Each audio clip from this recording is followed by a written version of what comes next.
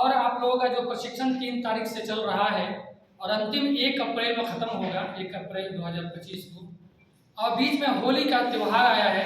होली के इस शुभ अवसर पर आप सबको हम हार्दिक बधाई देते हैं, आपकी शुभकामनाएं देते हैं।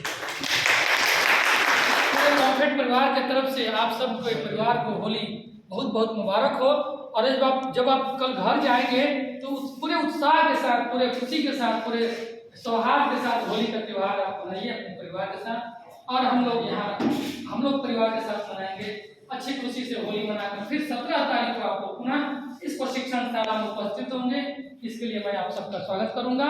17 तारीख को पुनः आएंगे, जरूर आएंगे आप लोग। होली के शुभ अवसर पर मैं आप सबके बीच में एक कविता पेश करना चाहता हूँ, जिससे आपके होली का त्यौहार अच्छा बने और आप जीवन में भी उत्साहवर्धक बने रहें। ठीक है?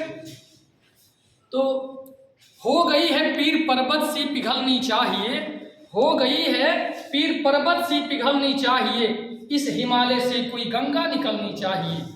आज यह दीवार पर्दों की तरह हिलने लगी, आज यह दीवार पर्दों की तरह हिलने लगी, शर्त लेकिन थी कि ये बुनियाद हिलनी चाहिए।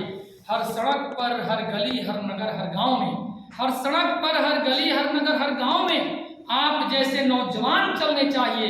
सिर्फ हंगामा खड़ा करना हमारा मकसद नहीं, सिर्फ हंगामा खड़ा करना हमारा मकसद नहीं, हमारी कोशिश है कि ये सूरत बदलनी चाहिए। मेरे सीने में नहीं तो तेरे सीने में सही हो कहीं भी आग, ये आग जलनी चाहिए, ये आग जलनी चाहिए। प्रशिक्षण के बाद आप गांव में जाइए और दुग्ध उत्पादकों को के जो गाय है, भैंस है, मवेशी है, उनका अच्छे से इलाज कीजिए, उनको अच्छे से सीमन दीजिए, उनको लाभ पहुंचाइए और उससे जो गाय भैंस स्वस्थ रहेगी, दूध का उत्पादन अच्छा होगा, समितियां अच्छी चलेगी, आपका रोजगार निरंतर बढ़ेगा, दिन दुनी रात चौगुनी आपके तरक्की होगी। गांव में, आपके समाज में, आपके पंचायत में, आपके ब्लॉक स्तर पर आपका नाम होगा, आपका सम्मान मिलेगा, इज्जत मिलेगा, लगेगा कि हम लोग का मिलेगा, हमारा बच्चा है, हमारा परिवार का लड़का है जो हमारा गांव में सेवा कर रहा है दूध उत्पादक किसानों को। बिहार हमारा जो है तरक्की के रास्ते पर आगे बढ़ेगा और आपके द्वारा ही तरक्की के रास्ते पर आगे बढ़ेगा। इसलिए हमेशा हम कहना चाहते हैं कि किसी नेता, किसी अफसर से ये बिहार आगे नहीं बढ़ेगा। बिहार को आगे बढ़ाने वाले हमारे नवयुवक जो हैं वही आगे बढ़ाएंगे, बिहार को तरक्की के रास्ते पर ले जाएंगे। जब हम लोग मेहनत करते हैं, तैयारी करते हैं, पढ़ाई करते हैं और जब अपने केंद्र सरकार की तरफ से रेलवे का वैकेंसी हो या किसी और भी वैकेंसी हो, जब दूसरे राज्यों में जाते हैं, हम परीक्षा देने के लिए बैंक का परीक्षा देने जाते हैं, तो वहाँ पर हम लोगों को एक हीन दृष्टि से देखा जाता है। हम लोगों के साथ मारपीट की भी समस्या आती है।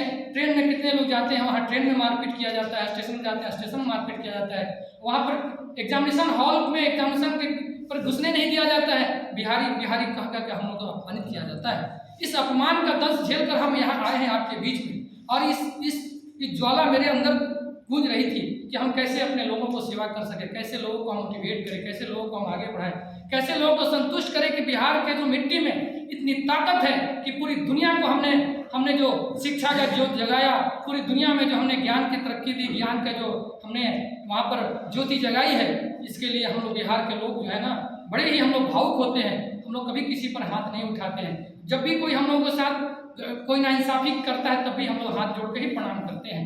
आज मॉरिशस में हमारे प्रधानमंत्री गए हैं, भोजपुरी भाषा का वहाँ पर चलन है, और 200 साल पहले अंग्रेजों की गुलामी से दंश झेल कर जो हमारे पूर्वज वहाँ गए, तो वहाँ पर और जो निर्जन जमीन थी, वहाँ की जमीन जो थी वहाँ उर्वर नहीं थी, वहाँ कंकड़ पत्थर था, वहाँ पर जो पहाड़ी इलाका था, जो टापू था, निर्जन टापू था, वहाँ जाकर उन लोगों ने उस धरती को स्वर्ग बनाया।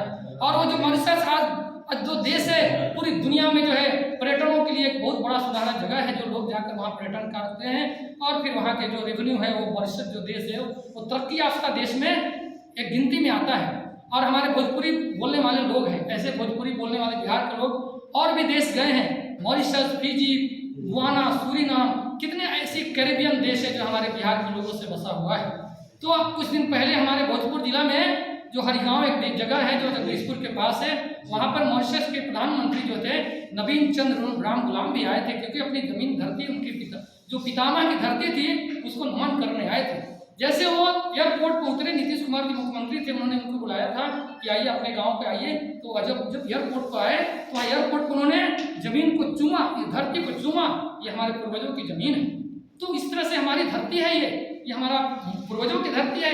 इसी मिट्टी से हमारे पूर्वज निकले हैं और हजारों पूर्वज निकले, हमारे हजारों पूर्वज इस धरती में समा गए। हम लोग भी कुछ दिनों के बाद इसी धरती में समा जाएंगे। ये धरती का ऋण कोई चुका नहीं सकता है।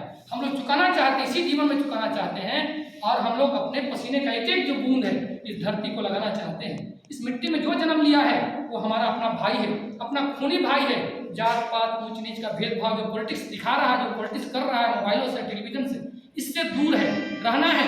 ये दूरी रहना जरूरी है, क्योंकि वो नफरत सिखाता है। उस नफरत में ही उसका जो है उपज है और उसका वो मालामाल हो रहा है, और वो राजनीति करके अपना घर का अपना दुकान चला रहा है और अपने घर के बाल बच्चों को अपना विदेश पढ़ा रहा है। हम ही लोग को मेहनत से, हम ही लोग को वोट से, तो हम लोग क्या करना है, उसके नफरत में नहीं आना है। ठीक है, वोट का जिस दिन होगा उस दिन देखा जाएगा किसको वोट देना है नहीं देना है, उसके लिए चर्चा हमको नहीं करना। लेकिन समाज में जितने लोग हैं वो हमारे भाई हैं, हमारा खूनी भाई है, उसके साथ दोस्ती का भाव रखना है।